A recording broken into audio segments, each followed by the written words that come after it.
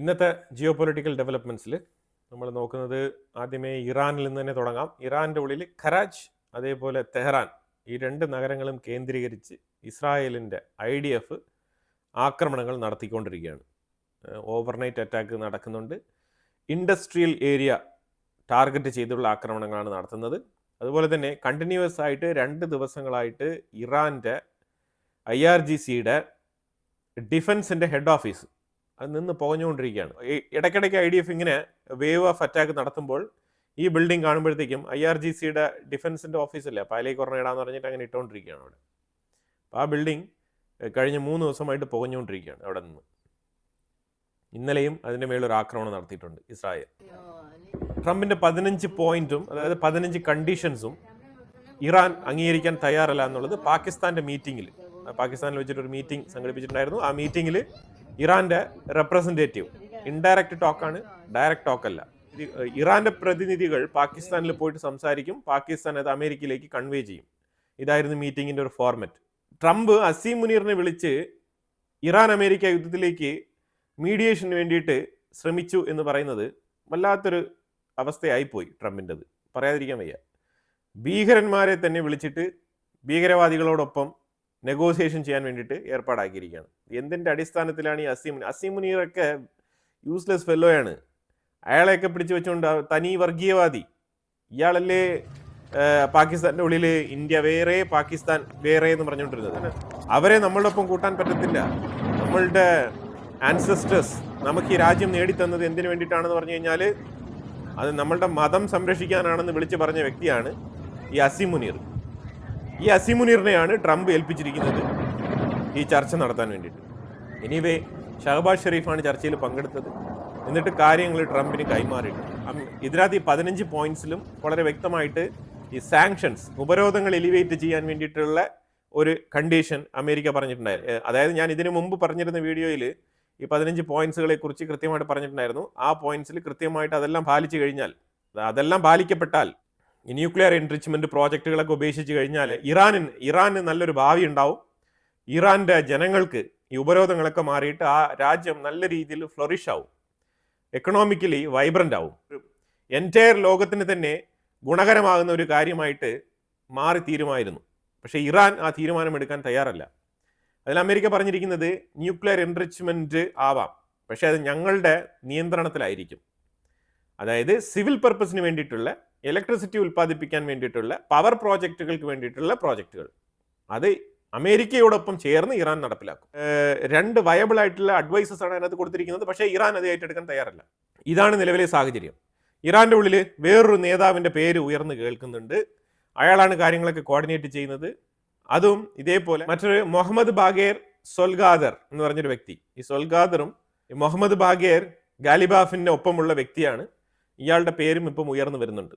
അതായത് IRGCക്കുള്ളിൽ തന്നെ പല നേതാക്കൾക്കും പൊസിഷൻ വേണം ഇപ്പം. അതും ലീഡർ എന്നുള്ള പൊസിഷൻ തന്നെ വേണം. ആ പൊസിഷന് വേണ്ടിയിട്ട് പല പല പേരുകൾ ഇപ്പോൾ ഉയർന്നു വരികയാണ്. പല സംഘടനകൾ, 30-ലധികം സംഘടനകളുണ്ട് IRGC. ഈ 30 സംഘടനകളിലുള്ള ആൾക്കാരും അവരവരുടെ ലീഡേഴ്സിനെ പുഷ് ചെയ്യാണ്, ലീഡർഷിപ്പ് ആ ഹെഡ് ഓഫ് ദ പൊസിഷൻ കിട്ടാൻ വേണ്ടിയിട്ട്. ഇതാണ് ഇറാൻ്റെ ഉള്ളിലെ അവസ്ഥ ഇപ്പം. ഇറാനിയൻ കമാൻഡർ സ്റ്റേറ്റ് TV-യിൽ ഒരു ഇൻ്റർവ്യൂ കൊടുത്തിട്ടുണ്ട്. ആ ഇൻ്റർവ്യൂവിൽ പറഞ്ഞിരിക്കുന്നത് അമേരിക്ക ഏതെങ്കിലും ഒരു അവസരത്തിൽ ഒരു മിസ്റ്റേക്ക് കാണിച്ചാൽ, അതായത് സ്ട്രേറ്റ് ഓഫ് ഹോർമോസിലേക്ക് കടന്നു വന്ന് കാർഗ് ഐലൻഡിനെ കൈവശപ്പെടുത്താനോ, സ്ട്രേറ്റ് ഓഫ് ഹോർമോസിൽ തന്നെ ഇറാൻ അവകാശപ്പെട്ട മറ്റുള്ള ഐലൻഡുകളെ ക്യാപ്ചർ ചെയ്യാനോ ശ്രമിച്ചു കഴിഞ്ഞാൽ കോസ്റ്റൽ ഓപ്പറേഷനിൽ IRGC ഇറങ്ങും എന്നുള്ളൊരു മുന്നറിയിപ്പും കൂടി ഈ കമാൻഡർ കൊടുക്കുന്നുണ്ട്. ടെലിവിഷനിൽ വളരെ ഓപ്പണായിട്ട് തന്നെയാണ് പറയുന്നത്. കാരണം അമേരിക്ക കാർഗ് ഐലൻഡിനെ പിടിക്കാനുള്ള സാധ്യതയുണ്ട്. ആ സാധ്യത മുന്നിൽ കണ്ടുകൊണ്ടാണ് ഈ കാര്യങ്ങൾ പറയുന്നത്. ഇനി കാർഗ് ഐലൻഡിനെ തൽക്കാലം ഞങ്ങളൊന്നും ചെയ്യുന്നില്ല എന്ന് പറഞ്ഞ് വാഗ്ദാനം വല്ലതും ട്രംപ് കൊടുത്തിട്ടുണ്ടോ എന്നുള്ളത് നമുക്കറിയില്ല.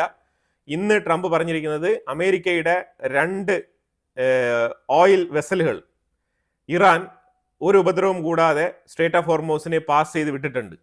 അപ്പം അത് എങ്ങനെ സംഭവിച്ചു എന്നുള്ളത് നമുക്കറിയില്ല. ഇപ്പം ട്രംപ് പറഞ്ഞ് ഇറാൻ കൊടുത്ത സമ്മാനം അത് സ്ട്രേറ്റ് ഓഫ് ഹോർമോസിലൂടെ പോകുന്ന അമേരിക്കൻ കപ്പലുകളെ ഇനി ഉപദ്രവിക്കില്ല എന്നുള്ള വാഗ്ദാനമാണോ നമുക്കറിയില്ല. പക്ഷേ യുദ്ധം നിന്നിട്ടില്ല. ഈ പശ്ചാത്തലത്തിൽ എങ്ങനെയാണ് നമുക്ക് ഇങ്ങനെ ഒരു സ്റ്റേറ്റ്മെൻറ്റ് മുഖവിലേക്ക് എടുക്കാൻ കഴിയുന്നത്? അപ്പോൾ അതുകൊണ്ട് ഞാനതിനെ മുഖവിലേക്ക് എടുക്കുന്നില്ല. ട്രംപ് പറഞ്ഞ ഇറാൻ്റെ ഗിഫ്റ്റ് സ്ട്രേറ്റ് ഓഫ് ഹോർമോസ് ഒന്നുമല്ല, അത് ഈ ഡീലുമായിട്ട് ബന്ധപ്പെട്ട് കണക്റ്റഡ് ആയിരിക്കുന്ന വിഷയമാണ്. പക്ഷെ ആ ഡീൽ ഇപ്പോൾ ഓക്കെ അല്ലാത്ത സ്ഥിതിക്ക് ട്രംപിൻ്റെ സ്റ്റേറ്റ്മെൻറ്റുകളെല്ലാം തന്നെ നമ്മൾ ക്യാൻസൽ ചെയ്യുകയാണ്. കാരണം അതിന് യാതൊരു പ്രസക്തിയില്ല എന്നുള്ളതാണ്. അത് ഈ ഡീൽ നടക്കാൻ വേണ്ടിയിട്ട് പലതരത്തിലുള്ള സ്ട്രാറ്റജിക് ഡയലോഗ്, പലതരത്തിലുള്ള negotiation dialogue, pressure policy Trump apply ചെയ്യുന്നതാണ്. അതിൽ പല ടാക്ടിക്സ് ഉണ്ട്. അത് അവരെ പ്രൈസ് ചെയ്തുകൊണ്ടുള്ള വിഷയമായിരിക്കാം. ഇറാന്റെ മേളിൽ ഹൈ പ്രഷർ അപ്ലൈ ചെയ്തുകൊണ്ടുള്ള ഡയലോഗുകളൊക്കെ ട്രംപ് പറയും. അതെല്ലാം തന്നെ ആ ഡീലുമായിട്ട് ബന്ധപ്പെട്ട വിഷയങ്ങളാണ്. ഇപ്പം നിലവിൽ ആ ഡീൽ നടക്കുന്നില്ല. അപ്പം അതുകൊണ്ട് നമ്മൾ ആ സ്റ്റേറ്റ്മെന്റുകളെ തള്ളുകയാണ്. അപ്പം യുദ്ധം വീണ്ടും ഒന്നേന്ന് തുടങ്ങിയിരിക്കുകയാണ്. ബേസിക്കലി 5 to 6 weeks, 5 മുതൽ 6 ആഴ്ചകളാണ് ഈ യുദ്ധം പ്ലാൻ ചെയ്തിരുന്നത്. ഇതൊരു 3 ആഴ്ചയിൽ തന്നെ നിർത്താൻ പറ്റിക്കഴിഞ്ഞാൽ അത്രയ്ക്ക് നല്ലത് എന്നാണ്.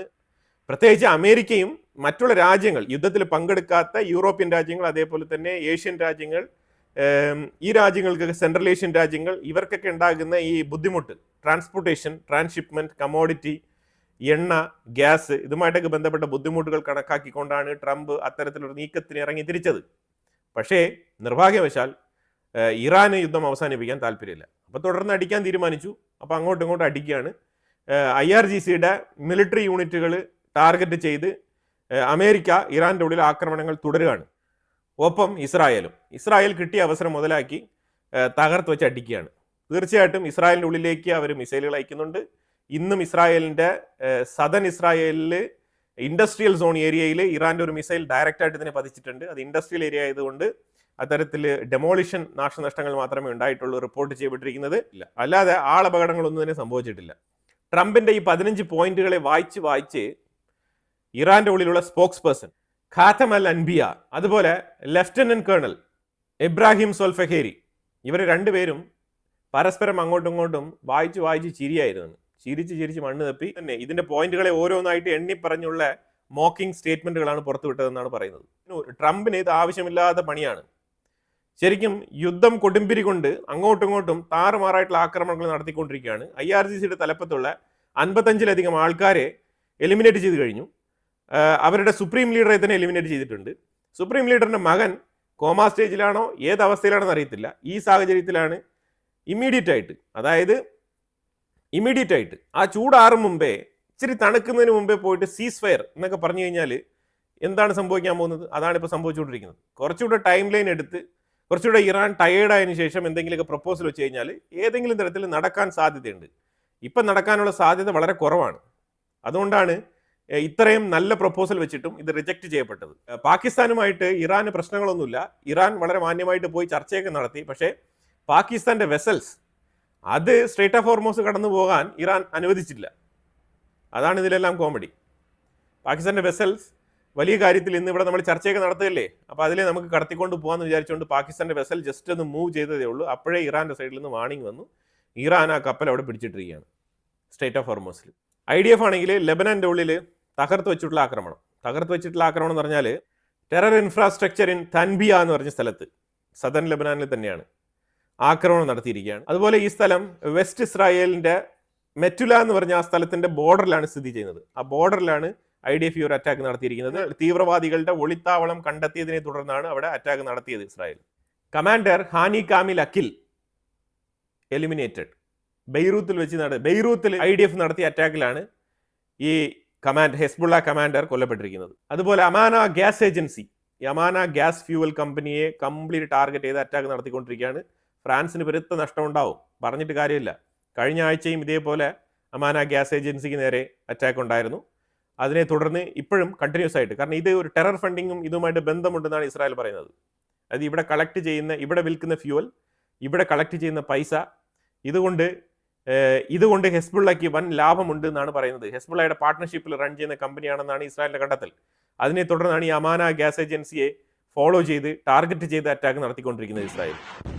സൗത്ത് ലെബനാൻ ഭാഗത്ത് നിരവധി ഏരിയകളിൽ ഇവാക്യുവേഷൻ ഓർഡർ ഇഷ്യൂ ചെയ്തിട്ടുണ്ട്. പ്രത്യേകിച്ച് കാസ്മിയ എന്ന് പറഞ്ഞ ഏരിയ, ഇന്നലെ കാസ്മിയ ബ്രിഡ്ജ് അറ്റാക്ക് ചെയ്ത് കളഞ്ഞിട്ടുണ്ടായിരുന്നു.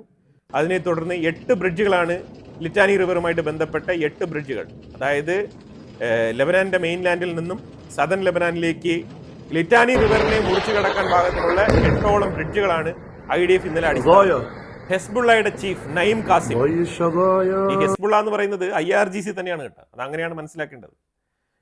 അതായത് വീട്ടിന്റെ മുറ്റത്ത് തന്നെ ഇത്രയും IRGC ടീമുകളെ വെച്ചോണ്ട് പിന്നെ ഇറാൻ വരെ പോയി അറ്റാക്ക് നടത്തിയിട്ട് എന്ത് കാര്യമാണ്? അപ്പോൾ ആദ്യം ലെബനാന്റെ ഉള്ളിൽ കിടക്കുന്ന ഈ IRGCകളെ കൂട്ടത്തോടെ തീർത്ത് കളയാനാണ് ഇസ്രായേൽ തീരുമാനിച്ച് ലെബനാന്റെ ഉള്ളിൽ ഇറങ്ങിയിരിക്കുന്നത്. അപ്പോൾ അവിടെ നെയിം കാസിം പറഞ്ഞിരിക്കുന്നത്, ഞങ്ങളുടെ മുന്നിൽ ഇപ്പോൾ 2 ഓപ്ഷനാണുള്ളത്. ഇസ്രായേൽ മുന്നോട്ട് വെക്കുന്ന ഓപ്ഷൻ ആയിക്കോട്ടെ, അതേപോലെ ലെബനൻ ഗവൺമെന്റ് മുന്നോട്ട് വെക്കുന്ന ഓപ്ഷൻ, 2 ഓപ്ഷനാണ്. 1 സറണ്ടർ ആവുക, 2 ഈ സ്ഥലം വിട്ടു പോവുക. This is our own land എന്നാണ് പറയുന്നത് പുള്ളിക്കാരൻ. ഈ പുള്ളിക്കാരൻ ഈ ഹെസ്ബുള്ളയുടെ ആളാണ്, IRGCയുടെ മെമ്പറാണ്. ഇയാൾ ഇറാനിൽ നിന്നാണ് വന്നിരിക്കുന്നത്, ഇറാനിയാണ് ഇയാൾ. ഇപ്പം ഇയാൾ ഇവിടെ വന്നിരുന്നുകൊണ്ട് ഇത് ഞങ്ങളുടെ ലെബനാനാണ്, ഞങ്ങളുടെ മണ്ണാണ്, ഞങ്ങളുടെ മക്കളുടെ ഭാവി എന്താവും എന്നൊക്കെ ഇയാൾ ചോദിക്കുന്നുണ്ട്. ഇതൊക്കെ തീവ്രവാദ സംഘടന രൂപീകരിക്കുന്നതിന് മുമ്പ് ചോദിക്കണമായിരുന്നു. 1979 ലെബനന്റെ ഉള്ളിൽ ഈ ഹെസ്ബുള്ള രൂപീകരിച്ച സമയത്ത് ഇപ്പോൾ ഓൾമോസ്റ്റ് ഒരു 45 ഇയേഴ്സ് ആയിട്ടുള്ള ഒരു തീവ്രവാദ സംഘടനയിൽ നിന്നുകൊണ്ടാണ് ഈ വ്യക്തി ഇപ്പോൾ പറയുന്നത് ഞങ്ങൾ ഇനി എവിടേക്കാണ് പോകേണ്ടത്. സോ ഞങ്ങളിവിടെ ജീവിക്കുന്നത് റെസിസ്റ്റൻസ് എഗെയിൻസ്റ്റ് ഒക്കുപ്പേഷൻ എന്നാണ് പറഞ്ഞിരിക്കുന്നത്. ഈ റെസിസ്റ്റൻസ് എഗെയിൻസ്റ്റ് ഒക്കുപ്പേഷൻ എന്ന് പറയുന്നത്, ഈ ഒക്കുപ്പേഷൻ എന്ന് ഇവർ വിളിക്കുന്നത് ഇസ്രായേലിനെയാണ്. അതായത് ഇസ്രായേലിനെ റെസിസ്റ്റ് ചെയ്യാൻ വേണ്ടിയിട്ടാണ് ഞങ്ങൾ ഇവിടെ താമസിക്കുന്നത്. പിന്നെ ഞങ്ങൾ എവിടെ പോകണം? അതായത് ഞങ്ങളുടെ മൊത്തം ജീവിതം തന്നെ ഇതിനു വേണ്ടിയിട്ടാണ്. ഞങ്ങളുടെ കുട്ടികൾ ഈ ഹെസ്ബുള്ള, അവരുടെ കുട്ടികൾ, അവരുടെ മക്കൾ എന്നൊക്കെ പറയുന്നത് എന്താണെന്ന് പറഞ്ഞാൽ ഈ പോരാളികളെയാണ് അവർ ഉദ്ദേശിക്കുന്നത്. അതായത് ഈ തീവ്രവാദികൾ അവിടെ തമ്പടിച്ച് താമസിച്ച് അവർക്ക് ജനറേഷൻ ബൈ ജനറേഷൻ ആയിട്ട് അവർ തീവ്രവാദികളായിട്ട് തന്നെയാണ് ജീവിച്ചുകൊണ്ടിരിക്കുന്നത്. അപ്പോൾ അതിനെയാണ് അവർ ലെജിറ്റിമൈസ് ചെയ്തുകൊണ്ട് ഞങ്ങളുടെ ജോലിയാണിത്, ഞങ്ങൾ ഈ ദൗത്യം പൂർത്തിയാക്കിയിട്ട് ഇവിടെ നിന്ന് പോകുള്ളൂ, ഞങ്ങൾക്ക് വേറെ പോകാൻ സ്ഥലമില്ല, ഞങ്ങൾ ഇവിടെ തന്നെ ഇരിക്കുമെന്നാണ് പറഞ്ഞിരിക്കുന്നത്. വി വോണ്ട് ഗിവ് അപ്പ്, അതാണ് അവരുടെ സ്റ്റേറ്റ്മെന്റ്. ലെബനന്റെ ആർമി ഒരു സ്റ്റേറ്റ്മെന്റ് പുറത്തിറക്കിയിട്ടുണ്ട്. അതായത് ഇറാനിൽ നിന്നും വന്ന ഒരു മിസൈൽ ലെബനന്റെ ഉള്ളിലേക്ക് ചെന്ന് പതിച്ചിട്ടുണ്ട്. അതിനെ കണ്ടംപ്റ്റ് ചെയ്തുകൊണ്ട് ലെബനാൻ ഗവൺമെന്റ് ഒരു പ്രഖ്യാപനം നടത്തിയിട്ടുണ്ട്. അത് ഇറാനെതിരെ നിങ്ങൾ സൂക്ഷിച്ചും കണ്ട് കൈകാര്യം ചെയ്യണം, ലെബനാനിലേക്ക് മിസൈൽ അയക്കരുതെന്നാണ് പറഞ്ഞിരിക്കുന്നത്. ഒന്നാമത്തെ കാര്യം, ഈ IRGC അയക്കുന്ന മിസൈൽ അവർ ഒരു ലെവൽ ഇല്ലാതെയാണ് അവർ മിസൈൽ അയക്കുന്നത്. അതുകൊണ്ടാണ് അവർ ക്ലസ്റ്റർ ബോംബിനൊക്കെ എന്ത് ടാർഗറ്റ് ചെയ്യാനാണ്, എന്ത് എയിം ചെയ്യാനാണ്? എവിടെയെങ്കിലും പോയി പതിച്ച് 10 സിവിലിയൻസ് എങ്കിലും ചത്തോട്ടെ എന്ന് പറഞ്ഞിട്ടാണ് IRGC ഇറാനിൽ നിന്നും മിസൈൽ തൊടുത്തുകൊണ്ടിരിക്കുന്നത്. IRGCയുടെ മിസൈൽ തൊടുക്കുന്നതുമായിട്ട് ബന്ധപ്പെട്ട് ഒരു മിസൈൽ സിറ്റി കണ്ടെത്തിയിട്ടുണ്ട്. അതിന്റെ വീഡിയോ ഫുട്ടേജ് ഞാൻ ഓൾറെഡി കാണിച്ചിട്ടുണ്ട്. അപ്പോൾ അതുമായിട്ട് ബന്ധപ്പെട്ട് പുതിയ കണ്ടെത്തൽ വന്നിട്ടുണ്ട്. 27 അണ്ടർഗ്രൗണ്ട് മിസൈൽ സിറ്റികളാണ് ഇസ്രായേലും അമേരിക്കയും ചേർന്ന് കണ്ടെത്തിയിരിക്കുന്നത്. യാസ്ദ് എന്ന് പറഞ്ഞ ഒരു ലൊക്കേഷൻ, ആ ലൊക്കേഷനാണ് ടാർഗറ്റ് ചെയ്ത്, ആ ലൊക്കേഷനിലാണ് ഇത് കണ്ടെത്തിയിരിക്കുന്നത്. 27 മിസൈൽ സിറ്റികൾ അണ്ടർഗ്രൗണ്ടിൽ. അതെല്ലാം തന്നെ ഗ്രാനൈറ്റ് മലകളാണ്, ഗ്രാനൈറ്റ് മൗണ്ടൈൻസ്. ഗ്രാനൈറ്റ് നിറഞ്ഞിരിക്കുന്ന മൗണ്ടൈൻസ് ആണ്, ഗ്രാനൈറ്റ് കല്ലുകളാണ്. അത്തരത്തിലുള്ള ഹാർഡ് റോക്ക് ആയിട്ടുള്ള പാറകൾ നിറഞ്ഞിരിക്കുന്ന ആ മൗണ്ടന്റെ അടിയിലാണ് ഇവർ ഈ അണ്ടർഗ്രൗണ്ട് മിസൈൽ സ്റ്റോറേജ് ഫെസിലിറ്റി നിർമ്മിച്ച് വെച്ചിരിക്കുന്നത്. ഇതിനകത്ത് കൃത്യമായിട്ടുള്ള എൻട്രൻസ് ഉണ്ട്, ഇതിന് കൃത്യമായിട്ടുള്ള എക്സിറ്റും ഉണ്ട്. അപ്പോൾ ഇതിനകത്ത് കയറി പോകുന്നത് ലോഞ്ച് പാഡ് വെഹിക്കിൾസ് ആണ് ഇതിൻ്റെ ഉള്ളിൽ കയറി പോകുന്നത്. ഈ ലോഞ്ച് പാഡ് വെഹിക്കിൾ ഇങ്ങനെ കയറി പോകുന്നു, മിസൈൽ അതിനകത്ത് ഈ ലോഞ്ച് പാഡ് വെഹിക്കിൾ ഇതിൽ launch pad vehicle just entry ആകുന്നു, അതിൽ മിസൈൽ ലോഡ് ചെയ്യുന്നു, എക്സിറ്റ് ആവുന്നു, എന്നിട്ട് കുറേ ദൂരം സഞ്ചരിക്കുന്നു, കൺവീനിയൻ്റ് ആയി ഒരു സ്ഥലത്ത് വെച്ചിട്ട് ഡിപ്ലോയ് ചെയ്യുന്നു മിസൈൽ. അത് ഇസ്രായേലിലേക്കോ അല്ലെങ്കിൽ മിഡിൽ ഈസ്റ്റിലേക്കോ രണ്ടിലേതെങ്കിലും ഒരു സൈഡിലേക്കോ അവർ ഡിപ്ലോയ് ചെയ്യാണ്. ഇതാണ് അവർ നടത്തിക്കൊണ്ടിരിക്കുന്നത്. അപ്പോൾ ഇങ്ങനെ 25 സിറ്റികൾ ഇപ്പോൾ കണ്ടെത്തിയിട്ടുണ്ട്. ഇതിനെ ഡിസ്ട്രോയ് ചെയ്യാൻ വേണ്ടിയിട്ടുള്ള സ്പെഷ്യൽ മിഷന് തുടക്കം കുറിച്ചിട്ടുണ്ട് ഇസ്രായേലും അമേരിക്കയും. ഈ പാറയെ തുളച്ചുകൊണ്ട് അകത്തോട്ട് മിസൈൽ പോവുക എന്ന് പറയുന്നത് വളരെ വളരെ ചാലഞ്ചിങ് ആയിട്ടുള്ള ഒരു വിഷയമാണ്, ഈവൻ ദോ ബങ്കർ ബസ്റ്റർ ഇട്ടാൽ തന്നെയും. അപ്പോൾ അത്തരത്തിൽ വളരെ സേഫ് ആയിട്ടാണ് ഇറാൻ ഈ ഒരു 25 മിസൈൽ സിറ്റികളും റെഡിയാക്കി വെച്ചിരിക്കുന്നത്. ഈ 25 മിസൈൽ സിറ്റികളും അടിച്ചു ഒതുക്കിയാൽ തന്നെ ഒരു പരിധിവരെ മിസൈലുകളുടെ എണ്ണത്തിൽ വലിയ കുറവുണ്ടാവും. അതുമായിട്ട് ബന്ധപ്പെട്ട മിഷന് തുടക്കം കുറിച്ചിരിക്കുകയാണ് ഇസ്രായേലും അമേരിക്കയും. ഇസ്രായേൽ പറയുന്ന സ്റ്റേറ്റ്മെന്റ് എന്ന് പറഞ്ഞാൽ സീസ് ഫയറിനും പെർമനന്റ് സൊല്യൂഷനും ഒരു വ്യത്യാസമുണ്ട്. ഈ ലോകം മൊത്തത്തിൽ ഒരു സീസ് ഫയർ ഡിലീമയിലൂടെ കടന്നു പോവാണ്. എവിടെ യുദ്ധം നടന്നാലും ഉടനെ സീസ് ഫയർ. ഈ സീസ് ഫയർ എന്ന് പറയുന്നത് ടെമ്പററി സൊല്യൂഷനാണ്. അപ്പോൾ അതുകൊണ്ട് എന്താണ് സംഭവിക്കുന്നത് പറഞ്ഞാൽ ഈ യുദ്ധം അവസാനിക്കുന്നില്ല, അല്ലെങ്കിൽ ഈ യുദ്ധത്തിന് ഒരു പെർമനന്റ് ആയിട്ടുള്ള സൊല്യൂഷൻ കിട്ടുന്നില്ല. അതുകൊണ്ട് ഈ യുദ്ധം ഇങ്ങനെ ക്യാരി ഫോർവേഡ് ചെയ്ത് മുന്നോട്ട് പോവുകയാണ്. അപ്പോൾ അത് 1 വർഷം കഴിയുമ്പോൾ, ഇല്ലെങ്കിൽ 2 വർഷം കഴിയുമ്പോൾ, ഇല്ലെങ്കിൽ 5 വർഷം കഴിയുമ്പോൾ, ഇല്ലെങ്കിൽ 10 വർഷം കഴിയുമ്പോൾ ഇത് വീണ്ടും ഇതിനു മുമ്പ് നടന്നതിനേക്കാളും വലിയ രീതിയിലുള്ള ഒരു യുദ്ധമായിട്ട് ഇത് പൊട്ടിപ്പുറപ്പെടുകയാണ്. അപ്പം ഇവിടെ വേണ്ടത്, ഇസ്രായേലിന്റെ അഡ്വൈസ് എന്താണെന്ന് പറഞ്ഞാൽ ഇവിടെ വേണ്ടത് പെർമനന്റ് സൊല്യൂഷൻ ആണ്, അല്ലാതെ സീസ് ഫയർ അല്ല. അപ്പോൾ അതുകൊണ്ട് ഞങ്ങൾ സീസ് ഫയറിന് തയ്യാറല്ല എന്നുള്ളതാണ് ഇസ്രായേലിന്റെ സ്റ്റേറ്റ്മെന്റ്. അത് ഇറാനുമായിട്ടല്ല, ഹെസ്ബുള്ളയുമായിട്ടല്ല, ഹമാസുമായിട്ടും ഞങ്ങൾക്ക് സീസ് ഫയർ വേണ്ട എന്നുള്ളതാണ് ഇസ്രായേലിന്റെ തീരുമാനം. ഗാസയ്ക്കുള്ളിലും തകൃതിയായിട്ടുള്ള ആക്രമണങ്ങൾ നടക്കുന്നുണ്ട്. അവിടെ പുതിയ ടണലുകൾ ഇപ്പോൾ കണ്ടെത്തിയിട്ടുണ്ട്. അതായത് ഇപ്പം ഇസ്രായേൽ ഈ ഗാസ ഓപ്പൺ ചെയ്ത് കൊടുത്തല്ലോ ഇപ്പം ലേറ്റസ്റ്റ് ആയിട്ട്. ട്രംപിന്റെ പീസ് അക്കോർഡ് സൈൻ ആയതിനു ശേഷം ഈ ഗാസ തുറന്നു കൊടുത്തതിന് ശേഷം അവിടെ ഇപ്പം ചെറിയൊരു ഏരിയ ആ യെല്ലോ ബോർഡറിന് ഇപ്പുറത്തായിട്ട് കൊടുത്തിട്ടുണ്ട്. അപ്പോൾ അവിടെ പുതിയ ടണലുകൾ ഇപ്പോൾ ഇവന്മാർ നിർമ്മിക്കുകയാണ്. അതായത് ഇവർ എന്ത് പറഞ്ഞിട്ട് കാര്യമില്ല, ഇവർ ടണൽ നിർമ്മിച്ചുകൊണ്ടേ ഇരിക്കും. അപ്പം ഇത് ടോട്ടലി വൈപ്പ് ഔട്ട് ചെയ്ത് കളയേണ്ട സാഹചര്യം അവർ തന്നെ ഇസ്രായേലിന് ഒരുക്കി കൊടുക്കുകയാണ്. അറ്റാക്ക് ഇന്നൊരു പുതിയ ടണൽ കണ്ടെത്തി അത് ഡിസ്ട്രോയ് ചെയ്തിട്ടുണ്ട് IDF. ഹൈഫയിലേക്ക് ഇന്നലെ ഒരു മിസൈൽ വന്ന് പതിച്ചിട്ടുണ്ടായിരുന്നു. അങ്ങനെ ഹൈഫയിലേക്ക് മിസൈൽ അയച്ച ആ ലോഞ്ച് പാഡും കൃത്യമായിട്ടുള്ള ആ ലൊക്കേഷൻ ട്രാക്ക് ചെയ്ത് റിവേഴ്സ് ട്രാക്കിലൂടെ ആ ഹൈഫയിലേക്ക് മിസൈൽ ഡിപ്ലോയ് ചെയ്ത ലോഞ്ച് പാഡിനെ അറ്റാക്ക് ചെയ്യുന്ന വീഡിയോ ആണ് ഞാനിവിടെ വെച്ചിരിക്കുന്നത്. ഹൈഫ എന്ന് പറഞ്ഞ സ്ഥലത്തിലേക്ക് മിസൈൽ ലോഞ്ച് ചെയ്ത ആ ലൊക്കേഷൻ കൃത്യമായിട്ട് ഇറാൻ്റെ ഉള്ളിൽ ടാർഗറ്റ് ചെയ്ത് IDF ആ മിസൈൽ ലോഞ്ച് പാഡിനെ ഡിസ്ട്രോയ് ചെയ്തിരിക്കുകയാണ്. അത് മാത്രമല്ല ബന്ദർ അബ്ബാസ് ഏരിയയിൽ തകൃതിയായിട്ടുള്ള ആക്രമണങ്ങൾ, അതുപോലെ തന്നെ അൽബറോസ്, ഗസാവിൻ എന്ന് പറഞ്ഞ 2 സ്ഥലങ്ങളിലും ഇതെല്ലാം തന്നെ ഇൻഡസ്ട്രിയൽ സോണാണ്. ഈ ഇൻഡസ്ട്രിയൽ സോണിൽ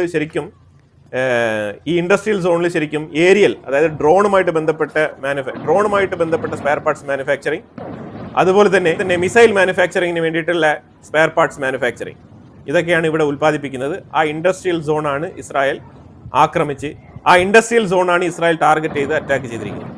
അപ്പോൾ എന്തായാലും ഈ മുഹമ്മദ് ബാഗേർ സൊൽഗാദർ എന്ന് പറഞ്ഞ ഈ പുതിയ എമർജിംഗ് ലീഡർ നേതാവ്, ഇയാളെക്കുറിച്ച് കുറച്ചുകൂടെ കാര്യങ്ങൾ മനസ്സിലാക്കേണ്ടതുണ്ട്. ആ വിഷയത്തിൽ കുറച്ചുകൂടെ കാര്യങ്ങൾ മനസ്സിലാക്കിക്കൊണ്ട് അടുത്ത വീഡിയോയിൽ അയാളുടെ ഡീറ്റെയിൽസ് നമുക്ക് ഉൾപ്പെടുത്താൻ ശ്രമിക്കാം. ഇയാളെക്കുറിച്ചുള്ള ചർച്ചകൾ ഇറാൻ്റെ ഉള്ളിൽ നടക്കുന്നുണ്ട്. ഇയാളുടെ പേര് വല്ലാത്ത രീതിയിൽ ഉയർന്നു വരുന്നുണ്ട്. അപ്പോൾ എന്തായാലും ഈ വീഡിയോയിൽ പറഞ്ഞ വിഷയങ്ങളുമായിട്ട് ബന്ധപ്പെട്ട അഭിപ്രായങ്ങൾ നിങ്ങളുടെ കമന്റ് ബോക്സിൽ രേഖപ്പെടുത്തുക. കൂടുതൽ വാർത്തകളുമായിട്ട് അടുത്ത വീഡിയോയിൽ വരാം. Thank you so much.